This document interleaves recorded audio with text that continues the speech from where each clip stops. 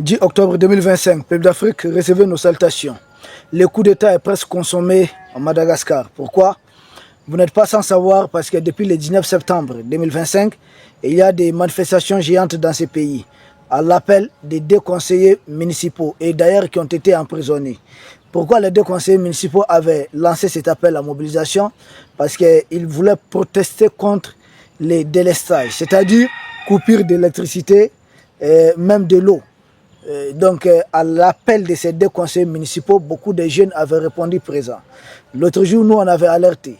Le peuple malgache peut continuer sa lutte, mais on avait mis en garde contre toute ingérence de la junte française. Parce que c'est ce qui nous préoccupe un peu. Donc, les malgaches ont cessé de manifester et, comme vous le saviez, le 29 septembre, le président a décidé de dissoudre le gouvernement. Selon lui, cela pouvait calmer la situation. Mais malheureusement, la situation n'a fait qu'empirer. À l'origine du problème, le délestage. Et nous avons alerté sur des possibles sabotages et on a alerté aussi sur le fait qu'on disait qu'on tirait directement sur les populations civiles. Il y a eu 22 manifestants qui sont morts, plus de 90 autres blessés. D'aucuns ont même suspecté certains qui auraient infiltré la manifestation pour tirer. Parce que tous les chefs hiérarchiques de la police, de l'armée, disent ne pas avoir ordonné qu'on tire sur les manifestants. Bon, ceci étant, ça n'a pu rien empêcher. Et aujourd'hui, comme vous le savez, il y a la caserne militaire qui est très célèbre d'ailleurs, qui avait appelé à la désobéissance, laquelle désobéissance en 2009 avait conduit l'actuel président au pouvoir. Donc, cette même caserne aujourd'hui appelle à désobéir aux ordres de la hiérarchie militaire. Et d'ailleurs, cette caserne militaire ne se limite pas à ce niveau. La caserne militaire lance un appel à tous les autres militaires de rejoindre leurs rangs et de ne plus obéir aux ordres du président, ne plus obéir aux ordres du chef d'état-major. Donc c'est devenu une sorte d'anarchie ou de cacophonie façon, on ne dira pas, mais d'après nos analyses, pour toute personne qui est avertie des remous politiques, sociopolitiques en Afrique, c'est d'emblée que c'est un coup d'État qui est en cours. Maintenant, reste à voir, il faudrait un comité militaire, il faudrait voir est-ce les militaires qui sont en train de prendre le pouvoir. Parce que beaucoup de militaires ont déjà rejoint avec armes, avec leurs véhicules, les manifestants dans la rue. C'est un coup d'État qui est en train d'être consommé. Si le coup d'État est consommé, nous, là où nous allons surtout proposer davantage de solutions au peuple malgache, c'est d'avoir en place un comité, un gouvernement beaucoup plus souverainiste et nationaliste. Ne pas permettre aux officiers pro-jeunes françaises de prendre le contrôle du pays. Ça, il ne faut jamais permettre. Ne pas permettre ce qui s'est passé au Gabon ou dans certains pays. Il faut qu'il y ait des militaires nationalistes, des militaires qui rêvent d'Afrique, des militaires qui mettent en avant d'abord les intérêts de Madagascar puissent s'affirmer. Parce que c'est une autre bataille qui vient de commencer. Pour moi, le pouvoir du président Rajoelina, ça c'est presque fini. C'est derrière nous. Juste le temps de confirmer la situation parce qu'il pourra difficilement reprendre la main. Est-ce des officiers qui lui restent fidèles et qui lui sont restés fidèles vont essayer de lancer une contre-attaque, arrêter tous ces officiers, mais ça serait un bain de sang. Et tous ces manifestants qui sont dehors, ça serait un carnage, un bain de sang. Et qu'est-ce qu'il faudrait faire rapidement? Moi, je pense, le président, il est déjà out. Peut-être qu'il a déjà quitté le pays. Ou encore, il est dans le pays, il va se rendre. Ou il sera soumis à une résidence surveillée. Mais le pouvoir du président, c'est fini. Pour moi, ça, c'est carrément fini. Maintenant, ceux qui sont en train de prendre le pouvoir, c'est là que la vraie bataille se joue. Il ne faudrait pas permettre que les pions des impérialistes prennent le contrôle de Madagascar. Parce que tout se joue à ce niveau. Il faut des militaires qui sont vraiment souverainistes, qui sont nationalistes, qui ne rêvent que de leur pays. Il leur faut pour prendre la conduite et la bonne marche du pays. Et c'est possible. Il ne faut pas seulement qu'ils restent bras croisés. Parce qu'après, ça serait trop tard. C'est le moment, c'est maintenant ou jamais. Les militaires qui sont nationalistes, qui sont souverainistes, les militaires qui ne rêvent que de la dignité de l'homme africain, C'est le moment pour vous de vous affirmer. Ne permettez pas aux militaires qui n'ont pas honte de s'agenouiller devant Emmanuel Macron de prendre le contrôle de Madagascar. Non. Parce que le coup d'État c'est déjà fait. Parce que généralement les militaires nationalistes, c'est vrai, ils aiment rester fidèles au président jusqu'au bout. Je comprends. C'est un président qui avait mis en nid cette histoire de Covid-19. C'est un président qui a des relations étroites avec Moscou. Et nous savons, c'est une ancienne colonie de la France, Madagascar. C'est un président, comprenez ce que je suis en train de dire. Mais ne vous laissez pas abattre. C'est le moment, c'est maintenant ou jamais. Quand on est loyal au président, on essaie maintenant de reprendre les choses et de corriger ce qui n'a pas marché et de proposer ce qu'il y a de mieux pour le bonheur du peuple malgache. Ne pas permettre aux militaires france-africains de prendre le contrôle de Madagascar. Ça, il ne faut pas le faire. Ne pas permettre à des politiciens ventrologues proches de l'Élysée, de Quai d'Orsay, de la DGSC, de prendre le contrôle de Madagascar. Il faut des militaires nationalistes, des militaires souverainistes. Il faut des politiciens nationalistes, des politiciens souverainistes. Il faut des hommes de la société civile non corrompus qui sont nationalistes.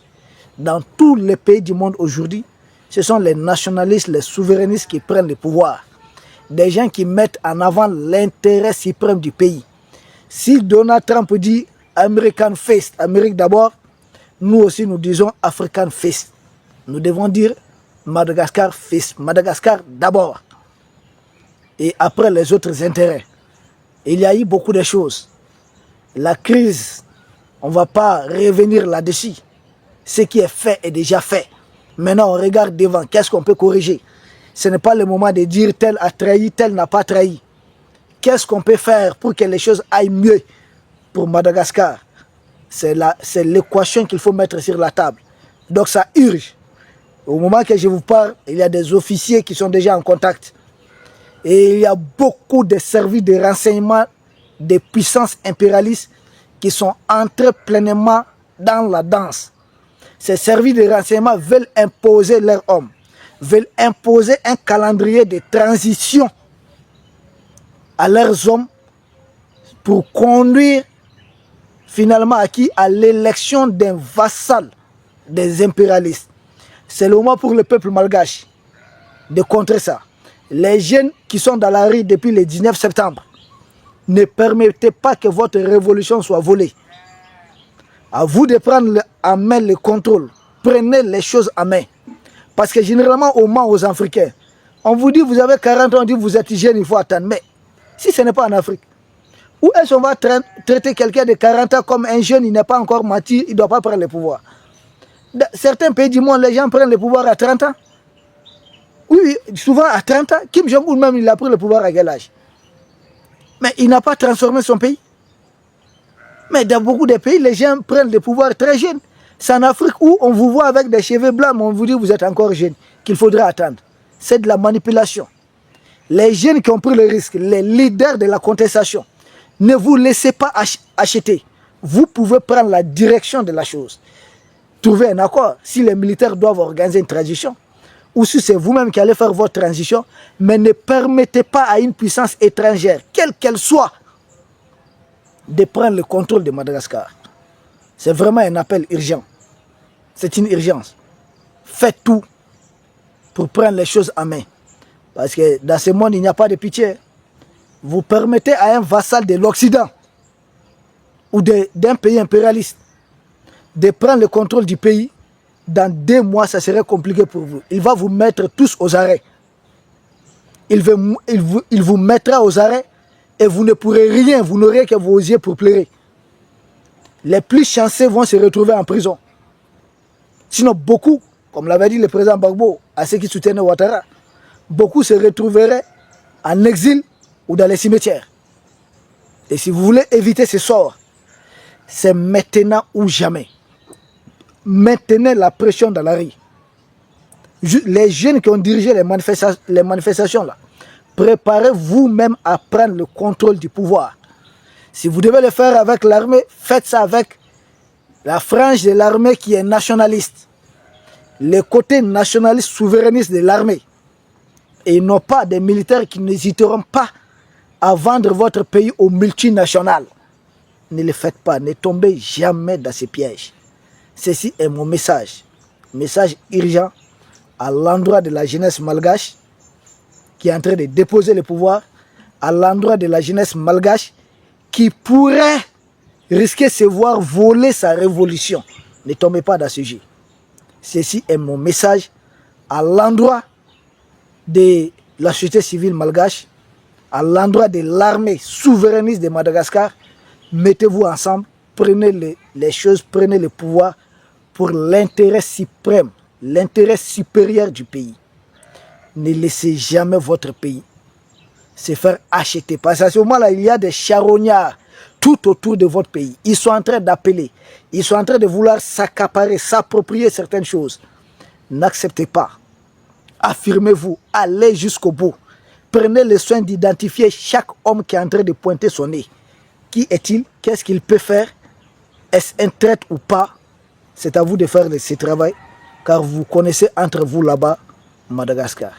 Ceci est ma contribution. La lutte pour la libération d'Afrique, elle ne fait que commencer. Hier, on a parlé un peu du Cameroun. Beaucoup nous ont dit, ah, ne vous mêlez pas, certains nous ont dit, ne vous mêlez pas des affaires du Cameroun. J'ai dit, mais vous ne faites pas partie de l'Afrique. Du Cameroun, on ne se mêle pas des affaires des autres pays. On se mêle des affaires de tous les pays africains. Ça, c'est sans distinction. Il n'y a pas de distinction à faire. Il n'y aura pas un pays qui va faire exception. Cette révolution, elle va se jouer partout en Afrique. Je dis bien, partout en Afrique. Ce qui se passe à Madagascar, nous encourageons des souverainistes, des vrais nationalistes à prendre le pouvoir. Nous encourageons la même chose au Cameroun. Des nationalistes, des souverainistes, des vrais panafricanistes, de la trempe de Oumniobé et de Moumié, de prendre le pouvoir. C'est ce que nous encourageons un peu partout. Tels ceux qui ont pris, les braves officiers qui ont pris le pouvoir dans l'espace AES. C'est ce que nous encourageons chez Ouattara, un peu partout. Donc Madagascar, ne vous laissez pas voler votre victoire. C'est maintenant ou jamais. Peuple d'Afrique, nous vous remercions. La victoire, elle est nôtre. Merci.